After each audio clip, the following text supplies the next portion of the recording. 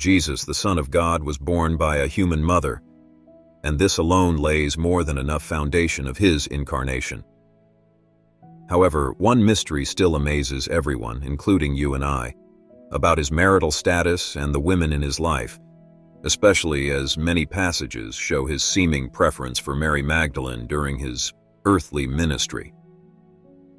In this video, I'll explore a fascinating and controversial question. Why did Jesus refuse to marry? Was he really single, or did he have a secret wife? And what do the Bible and other ancient texts say about his marital status? But before we delve into the video, please consider subscribing to our channel so you can stay informed about our future content. This is a very fundamental and relevant question because it affects how we understand and relate to Jesus as a human being and as a divine person.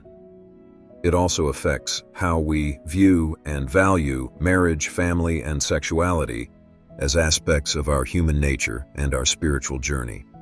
To answer these questions, we need to look at the evidence from different sources, both canonical and non-canonical. The canonical sources are the four Gospels that are accepted by most Christians as authoritative and inspired by God.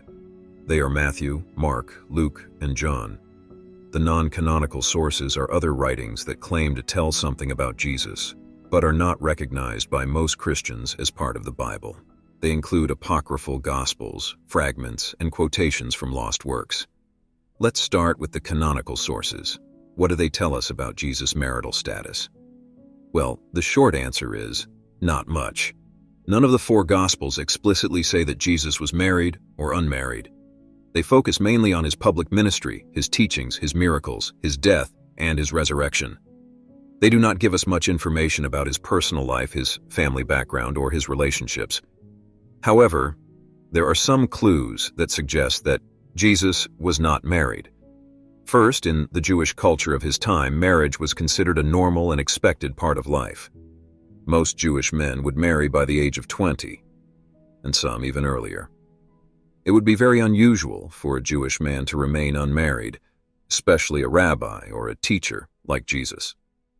If Jesus was married, it would be very strange that none of the Gospels mention his wife, or that she never appears in any of the stories or events involving Jesus. It would also be odd that Jesus never refers to his wife in any of his teachings or parables. Second, in some passages, Jesus seems to imply that he has a special calling that requires him to renounce the normal pleasures and obligations of marriage. For example, in Matthew chapter 19, verses 10 to 12, when his disciples said to him, "If this is the situation between a husband and wife, it is better not to marry." Jesus replied, "Not everyone can accept this word, but only those to whom it has been given. For there are eunuchs who were born that way, and there are eunuchs who have been made eunuchs by others, and there are those who choose to live like eunuchs for the sake of the kingdom of heaven. The one who can accept this should accept it." Here, Jesus seems to suggest that some people, like himself, choose to live like eunuchs, that is, without sexual relations, for the sake of the kingdom of heaven. He also says that this is a gift from God, not a commandment for everyone. This implies that Jesus had a special mission that required him to devote himself fully to God and his people, without the distractions or responsibilities of marriage. So, based on these clues, we can conclude that the canonical scriptures suggest that Jesus was single, and that he chose to remain so for the sake of his mission and his kingdom. However, if at any instance Jesus was married, who then was he married to? Among the non-canonical sources, there are some that claim that Jesus was married, or that he had a special relationship with a woman. The most famous and controversial of these is the Gospel of Philip, a Gnostic text that dates from the 3rd or 4th century AD. The Gospel of Philip is not really a gospel, but a collection of sayings and teachings attributed to Jesus and his disciples. It has a strong mystical and esoteric tone, and it uses a lot of symbolic and allegorical language. It also has a very different view of Jesus than the canonical Gospels. It portrays him as a divine being who came to reveal the hidden knowledge that can liberate the human spirit from the material world. One of the most intriguing passages in the Gospel of Philip is the one that mentions Mary Magdalene, a woman who was a follower of Jesus and who witnessed his resurrection. This passage seems to suggest that Jesus was married to Mary Magdalene, or perhaps some other woman, and that this was a secret and intimate relationship that was not recorded or revealed by the canonical Gospels. The non-canonical sources, such as the Gospel of Philip or the Gospel of Jesus' wife, provide clues or hints that Jesus had a spouse or a lover, and that he valued her more than the other disciples. The passage says, "There were three who always walked with the Lord, Mary, his mother, and her sister, and Magdalene, the one who was called his companion." His sister and his mother and his companion were each a Mary. This passage seems to suggest that Mary Magdalene was more than just a disciple of Jesus. She was his companion, a word that can also mean partner or spouse. The passage also seems to imply that there were three Marys who were close to Jesus: his mother, his aunt, and his wife. But this is not the only passage that hints at a special bond between Jesus and Mary Magdalene. Another passage says, "This passage is very fragmentary and not without a lot of fillers, so we cannot be sure what it originally said. But it seems to suggest that Jesus loved Mary Magdalene more than the other disciples, and that he used to kiss her often on her mouth or cheek.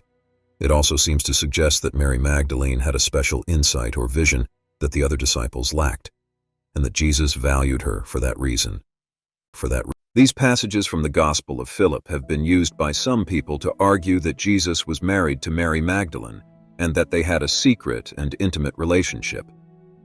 However, there are several problems with this interpretation.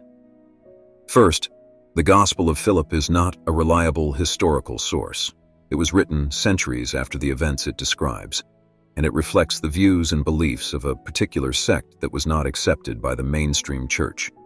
It is not based on eyewitness testimony or oral tradition, but on speculation and imagination. Second, the Gospel of Philip is not a literal or straightforward text. It is full of symbolism and allegory, and it uses metaphors and codes to convey its message. It is possible that the terms companion and kiss do not mean what we think they mean. They could be expressions of spiritual intimacy or affection, not physical or sexual ones. They could also be references to rituals or practices that the Gnostics performed to achieve gnosis or union with the divine.